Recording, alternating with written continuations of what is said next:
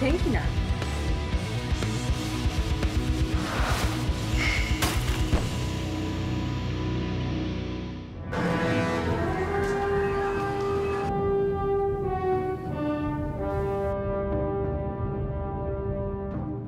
당연히 체감이 안 될 수가 없는. 만약에 OTT라도 없었다면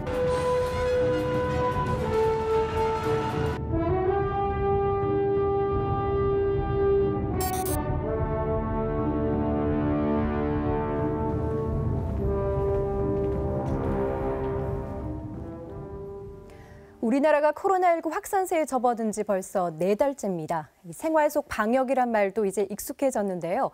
확산 초기에만 하더라도 언제쯤 일상으로 좀 돌아갈 수 있을까 이런 고민을 많이 했었는데 이제는 오히려 이 코로나 상황이 우리의 일상이 돼버린 것 같다는 생각이 듭니다. 네, 그렇습니다. 그래서 등장한 신조어가 있는데요. 예. 바로 포스트 코로나입니다. 들어봤어요. 네네. 네, 바로 이제 코로나19 이후 다가올 새로운 시대와 상황을 이르는 말인데요. 네. 이런 신조어가 나왔다는 것은 우리가 코로나19 이전으로 되돌아갈 수 없다. 이런 뜻이기도 할 겁니다. 그렇죠.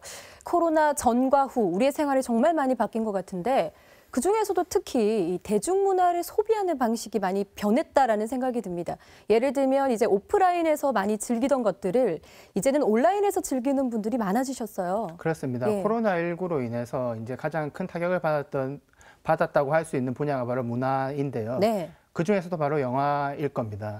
우리가 네. 또 영화 도시 부산이잖아요. 그렇죠. 조금 변화하는 상황을 예민하게 지켜봐야 할 입장이기도 하고요. 네. 그래서 제가 현재 영화 산업은 어떤 기로에 서 있고 또 이제 다가올 변화에 대해서 어떻게 대처해야 될지를 취재해 봤는데요. 네. 본격적으로 말하기 앞서서 제가 좀 질문을 드리면은 혹시 저한테요? 예, 네. 최근에 언제 영화를 보셨습니까? 최근이라고 하긴 네. 좀 민망한데 이제 1월 달에 엘사 나오는 겨울왕국. 예. 그거 보고 왔는데. 그렇습니까? 아니 좀 오래되긴 했는데 네. 그 뒤에도 좀 보고 싶은 영화는 사실 많았는데요. 마스크까지 껴가면서 사람 많은 그 밀폐된 공간에서 영화를 본다는 게 좀 꺼림칙하더라고요. 아마 그런 분 많으실 것 같아요. 예, 거의 아마 모든 분들이 그렇게 생각하실 건데요. 네. 그래서 지금 현재 영화관에 향하는 관객들의 발걸음이 네. 뚝 끊겼다고 할 수 있습니다. 그렇죠. 네, 제가 이제 현장에 한번 가봐가지고 어떤 상황인지 살펴보고 왔습니다.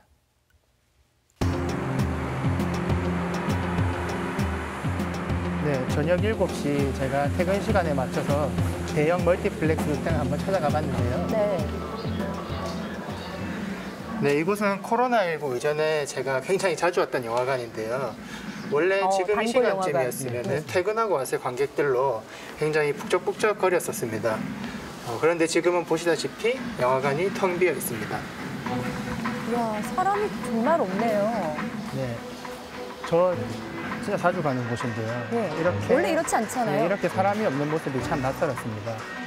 오가는 관객들의 숫자를 손으로 꼽을 수 있을 정도였는데요. 네. 이게 이런 상황이다 보니까 지난 3월 말부터는 이 멀티플렉스 회사의 직영극장 30%가 운영을 중단했고요. 상영 회차도 축소했습니다. 네. 보니까 저녁 7시 40분 영화가 마지막 상영인데요. 네, 또 충격적이었네요. 네. 이게 모습을 보면 거의 조조영화 모습인데요. 상영관이 그야말로 썰렁했습니다. 350석 규모의 상영관인데 관객이 10명도 안 됐습니다. 야, 이런 모습 처음입니다. 영화가 얼마 만에 오셨어요? 극한 직업 보고 안 본 것 같아요. 그게 언제쯤이에요? 압도적 생생함을 담는 8K 초고화질 동영상 촬영. 작년. 그러면 이때까지 영화관 오기 좀 꺼렸던 이유가 역시 아무래도 네, 코로나 때문에 그렇죠. 네, 이렇게 영화관에서는 방역 소독 작업을 실시하고 좌석 간 거리두기 등 코로나19 예방 조치를 취하고 있지만은 관객들의 발걸음은 좀처럼 돌아오지 않고 있습니다.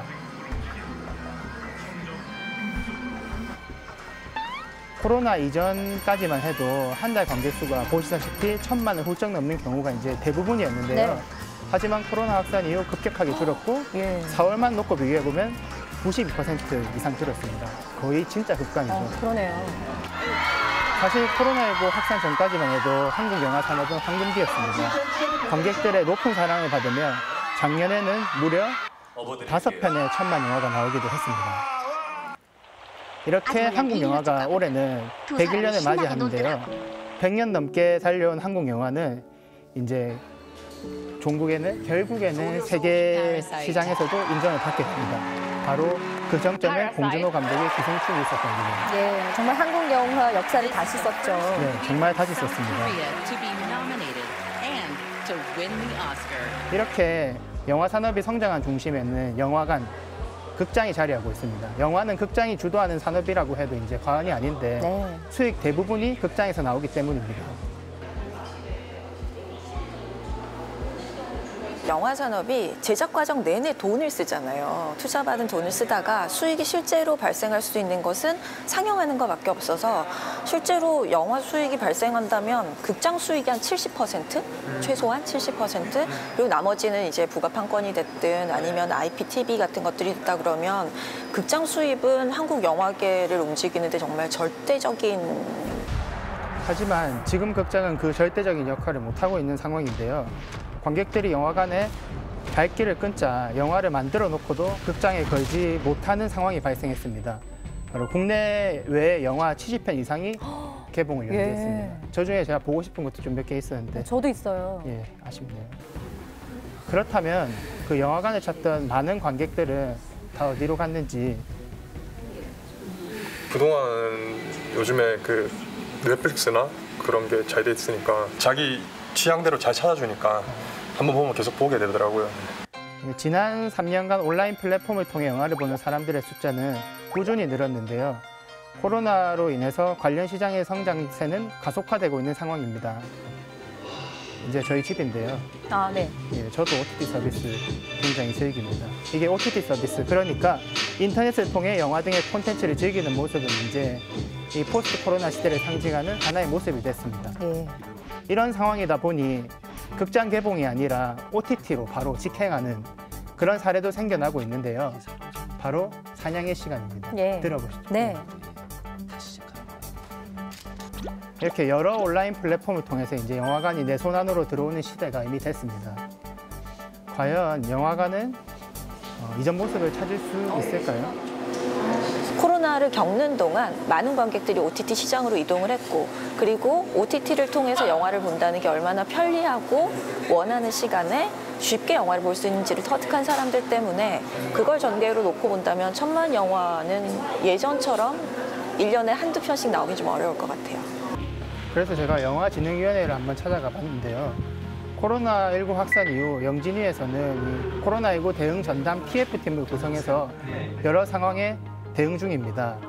이제 영화관에서 OTT 서비스로, 그러니까 영화 산업이 변화하고 있는 것에 대해서 어떤 생각과 어떤 정책들을 펼치는지를 물어봤습니다. 예, 저예산 궁금하네요. 영역에서는 먼저 개봉하거나 그다음에 동시 개봉하는 작품들이 나올 텐데 그래도 큰 작품들, 블록버스터라고 하는 작품들은 홀드백을 지키려고 하는 노력을 할 거다. 우리가 너무 앞서가면서 무슨 온라인 시장 이럴 거야 이렇게 예측할 필요는 없잖아요. 예측을 해야 되긴 하는데 그죠? 당장 지금 눈앞에 닥친 우리 발등에 떨어진 불은 보지도 않고 이게 영화관을 살리는 일이 곧 모든 영화 산업의 연관 생태계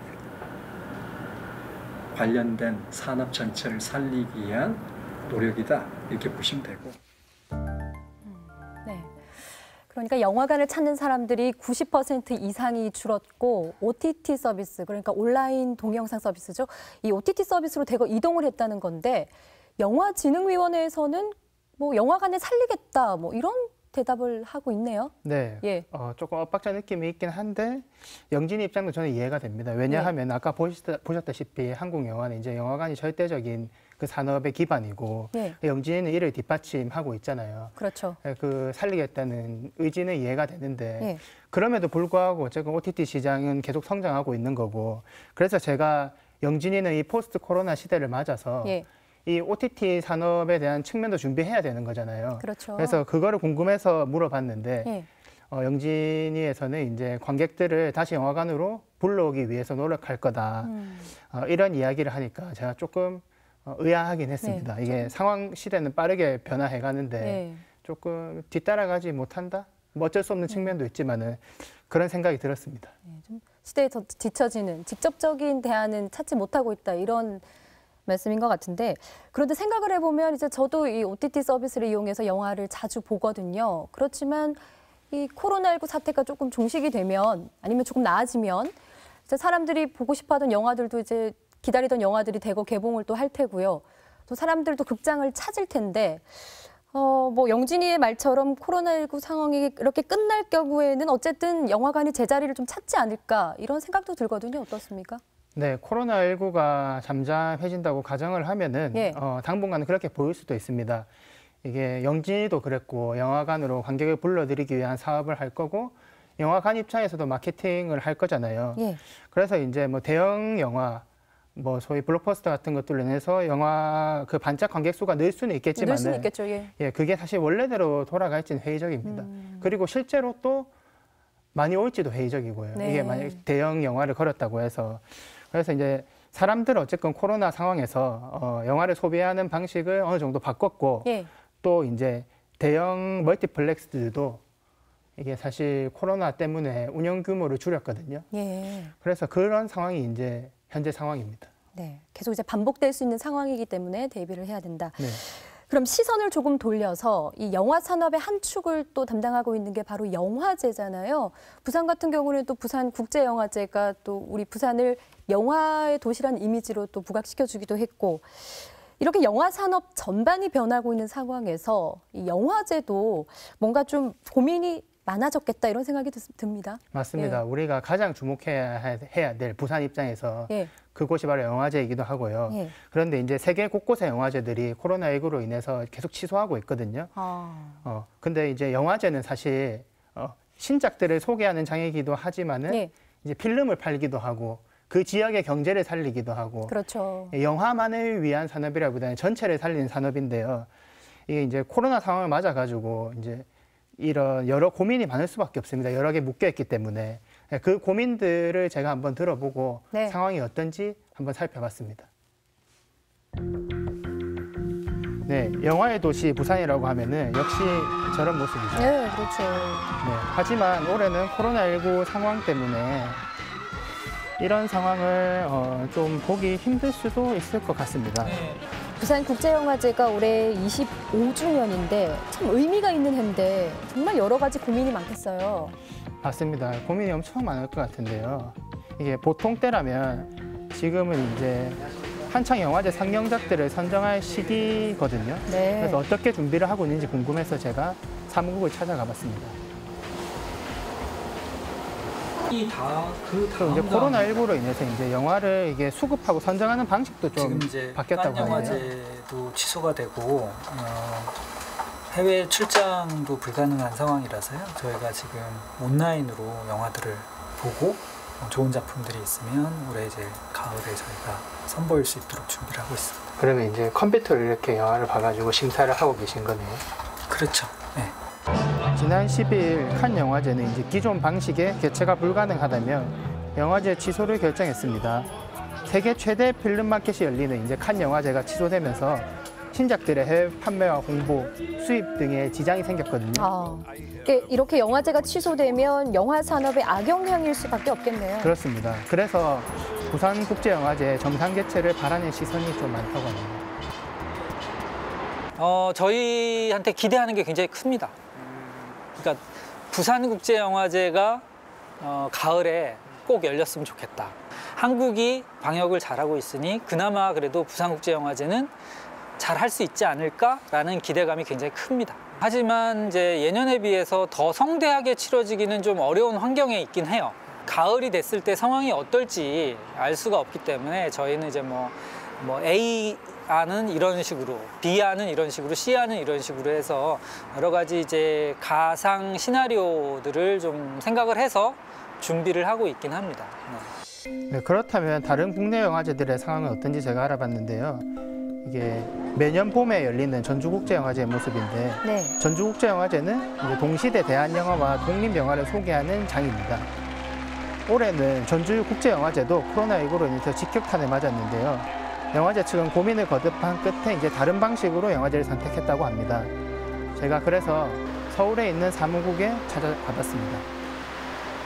전주국제영화제는 당초 한 달 전인 4월 30일 개막 예정이었는데요. 코로나19 확산으로 인해 개막이 연기됐고 결국 온라인 무관중 개최를 결정했습니다. 전주가 아닌 서울 사무국에서 준비를 하고 있는데요.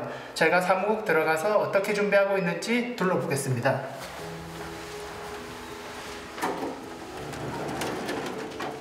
예, 제가 찾아간 날이 개막을 일주일 정도 앞둔 날이었는데요. 네. 개막을 앞두고 굉장히 좀 분주하게 움직이고 있는 그런 분위기였습니다. 예.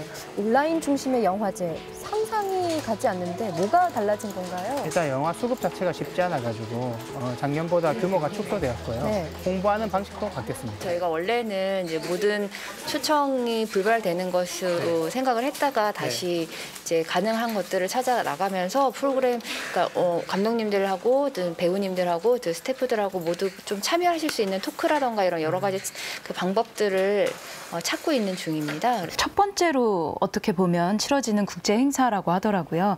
전주국제영화제를 향한 응원과 또 관심도 뜨거울 거라고 생각이 되는데요. 이렇게 개막 전에 영화제를 소개하는 자리도 온라인으로 진행을 했고요. 네.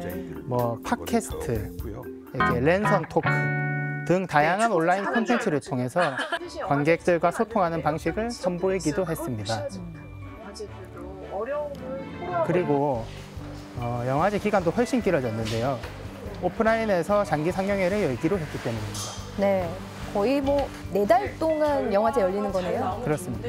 지금 그리고 저희가 영화제 기간을 사실은 평소에는 딱 10일만 하고 끝내는 게 영화제인데 저희가 올해는 장기 상영으로 쭉 늘리기로 했거든요. 그래서 이런 다양한 대안들이 좀 나오지 않을까. 온라인 중심이라는 말에 걸맞게 OTT 플랫폼을 통해 온라인 상영회도 진행하는데요. 총 96편을 온라인 상영하기로 했습니다. 네. 작년부터 사실은 온라인 플랫폼과 어떻게 연계할 것인가에 대한 고민을 이미 사실은 해오고 있었어요. 그래서 독립영화, 특히 예술영화는 개봉하기가 너무 쉽지 않은데 영화제에서 이제 먼저 선을 보이고 온라인으로 가면 어떨까 이런 제안들을 이제 하고 있던 차였어서 아주 이게 뭐 엄청난 압박 이렇게 들어오지는 않았고요. 그리고 이게 어떤 면에서는 전 세계 일종의 새로운 대안 혹은 표준을 조금 제시할 수 있는 기회가 되지 않을까. 포스트 코로나 시대에 맞는 돌파구를 찾아 나가고 있는 거네요. 네, 그렇습니다. 영화제에서도 영화관의 역할은 이제 모호해졌는데요. 각자의 공간에서 서로 소통하는 방식을 찾아나가고 있습니다. 이런 모습이 하나의 대안이 될 수 있을지, 또 영화 산업에는 어떤 변화를 가져다 줄지 우리가 지켜봐야겠습니다. 네.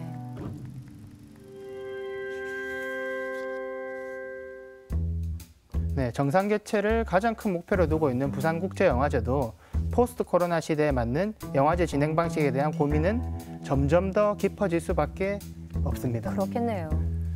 관람 문화의 어떤 부분은 조금씩 바뀌고 있다는 것도 느끼고 있거든요. 영화제도 그런 이제 시대 흐름과 또 변하지 않는 어떤 전통적인 부분, 이 두 가지를 양쪽을 잘 놓고 균형 있는 선택을 해야 되지 않을까 싶습니다.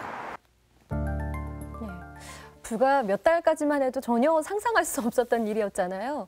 이제 영화제도 이렇게 집에서 즐기는 시대가 돼버렸네요. 네, 전주국제영화제는 이제 어제 개막을 했는데요. 네. 온라인을 통해 이제 상영작 서비스가 시작됐습니다. 네. 관객들이 어떤 반응을 보일지, 그리고 이제 영화제 관계자들, 그리고 저 같은 영화를 좋아하는 사람들도 모두 관심 있게 지켜보고 있습니다. 네. 좀 잘 되길 바라는 마음이고요. 그냥 전주국제영화제뿐만이 아니라 이제 세계 영화제들이 유수 영화제들이 취소됐다고 했잖아요. 네. 다음 달 29일부터는 이제 위아원 영화제라고 해가지고 예? 칸, 베니스, 베를린 이런 영화제 20개 주간 단체가 유튜브랑 손을 잡고 온라인 무료 영화제를 개최한다고 합니다. 아, 온라인 무료 영화제. 그 온라인을 통해서 또 전 세계의 유명한 영화제들을 함께 볼 수 있는 거네요. 그렇습니다. 좋습니다. 올해 부산국제영화제도 이제 고민이 많다 보니까 이 포스트 코로나 시대에 발맞춘 그런 기획들이 좀 있지 않을까 이런 기대도 좀 해보게 되고요.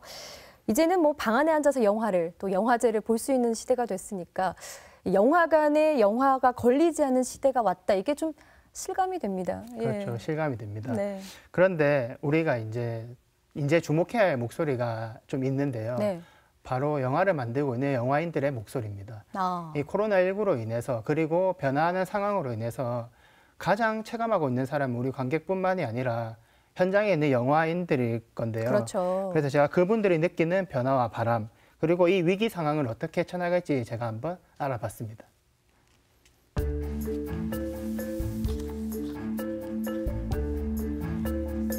네, 부산을 대표하는 촬영 감독입니다. 정성욱 감독님과 제가 만났습니다. 보시다시피 정성욱 감독님은 영화 이웃사람, 그리고 악사들, 그리고 그림자들의 섬 등을 촬영했고요. 네. 독립영화뿐만 아니라 상업영화도 열심히 찍으시면서 이렇게 활발하게 활동하고 계시는 분입니다. 네, 아무래도 현장 이야기를 누구보다 잘 아시는 분이겠네요. 지금은 코로나 때문에 촬영이 거의 중단된 상황이겠네요, 감독님도. 그렇죠. 저도 그렇고 뭐 영화 쪽은 지금 작품 자체가 이렇게 제작이 진행되는 작품이 많이 없는 걸로 제가 알고 있고요. 그리고 뭐 후반 작업을 일단은 맞춰놓은 영화들이 있지만은 개봉을 언제 해야 될지를 지금 여러 가지 상황들, 극장 상황이라든가 산업 내에서의 어떤 변화라든가 이런 걸 지켜보면서 지금 대기하고 있는 작품들이 대부분인 걸로 알고 있어요. 네, 제가 영화 산업의 생태계가 변하는 것도 영화인들이 체감하고 있는지 물어봤습니다. 당연히 체감이 안 될 수가 없는 상황이라고 보고요. 실질적으로 많은 지금 충무로에 대단히 괜찮은 영화를 만들었던, 흥행작을 만들었던 감독들이 지금 이미 그 OTT 플랫폼들이 주최하는, 제작하는 오리지널 콘텐츠 제작에 뛰어든 상황이에요. 대표적으로 누가 있을까요? 뭐 가장 최근에 뭐 남한산성 연출했던 황동혁 감독이 지금 오징어 게임이라는 작품을 넷플릭스에서 오리지널로 나가겠네요. 그렇죠. 예, 그렇게 지금 하고 있는 걸로 알고 있고. 코로나 이전까지만 해도 영화는 이제 극장 상영을 위해 만들어졌는데요. 이제는 극장 중심 시대를 지나 영화계에도 변화의 바람이 거세게 분다는 뜻입니다.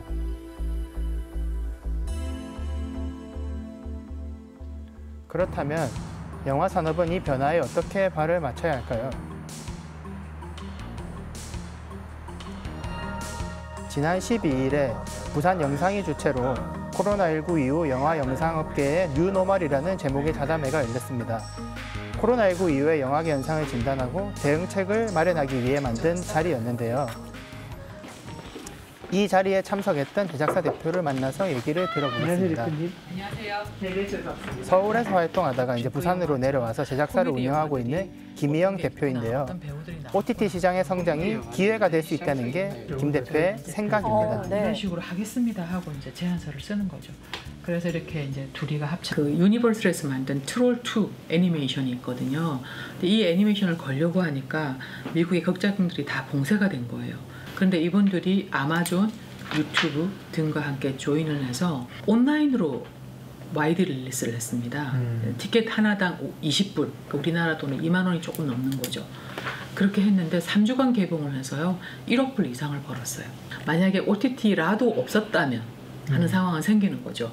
왜냐하면 새로운 컨텐츠를 만들어도 걸 수 있는 공간이 없어지고 있는데 그래도 OTT의 어떤 시장이 굳건히 받쳐줌으로써 우리 같은 업자 입장에서는 수익률은 떨어지만 팔 수 있는 데가 있으니까 그나마도 다행이다라는 거죠. 김혜영 대표는 부산의 삼국도를 배경으로 한 웹드라마를 제작하기도 했는데요. 네. 제작한 콘텐츠를 OTT에 납품하기도 하고 또 OTT 시장을 염두에 두고 장르물 영화를 제작하고 있기도 합니다. 네, 변화를 빠르게 받아들이고 위기를 기회로 보고 있는 거네요. 네, 그렇습니다. 활발하게 움직이고 있는데요. 거기서 하나 재미있게 그런 것 같아요. 이제 박해를 안 나오니까 사람들이. 코로나로 인해서 분명히 이 영화 영상 쪽에 시장이 바뀐 거는 맞는 거죠. 그리고 예전으로 돌아갈 수 없는 것도 맞고 그렇다면 새로운 수익 모델을 만들어야 되잖아요. 여기서 기회가 나올 것 같아요. 여기서 기회가 나올 것 같아요. 이 말이 이렇게 귀에 쏙 들어옵니다.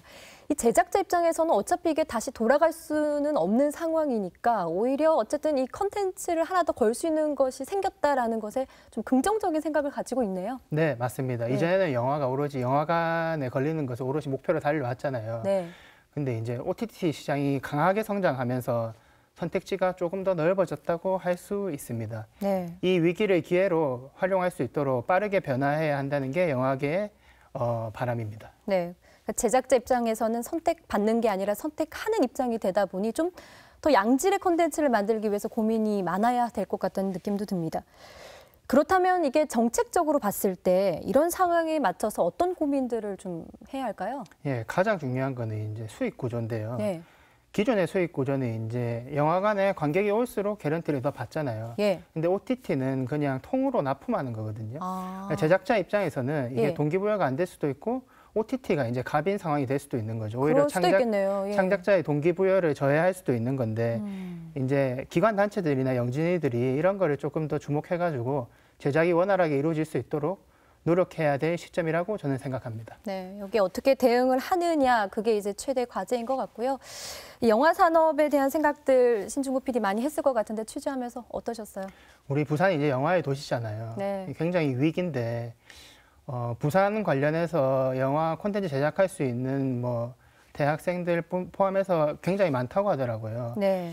이런 것들을 잘 살려가지고 여러 장르들의 콘텐츠를 만들어서 걸 수 있는 데를 조금 기관 단체들이 지원해가지고 우리 영화 도시가 영화 창작의 도시가 좀 됐으면 하겠다 하는 그런 바람도 했습니다. 네. 어쨌건 이 변화에 발맞춰서 조금 우리가 우리나라에서 부산이라는 도시가 먼저 치고 나가야 되지 않나. 이 변하는 시대. 네. 이전으로 돌아갈 수 없으니까. 네. 예, 그렇습니다. 네. 아무튼 아무 걱정 없이 영화관에 가서 영화를 보던 때가 좀 그립습니다, 오늘따라. 예. 영화 산업 종사자들의 고용도 좀 걱정이 되고요. 예, 이런저런 많은 생각이 드는데요. 앞으로도 이 코로나로 인해서 바뀌어진 이런 풍경들 조금 더 관심을 우리가 가져야 되지 않을까 싶습니다. 신중호 PD 고생 많았습니다. 여기서 마무리하죠.